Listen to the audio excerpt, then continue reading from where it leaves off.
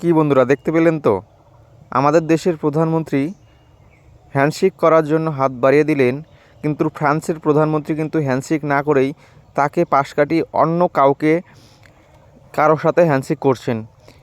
এটা কি দেশের জন্য চরম লজ্জা নয়? প্রধানমন্ত্রীর জন্য এটা চরম লজ্জা নয়? আপনারা একটু চিন্তা করুন, ভালো করে ভিডিওটা লক্ষ্য করুন, দেখুন, বুঝতে পারবেন যে আমাদের দেশের প্রধানমন্ত্রীকে পাশ কাটিয়ে কীভাবে অন্য দেশের প্রধানমন্ত্রীর সাথে হ্যান্ডশেক করছে, অথচ প্রধানমন্ত্রীর সাথে করছে না।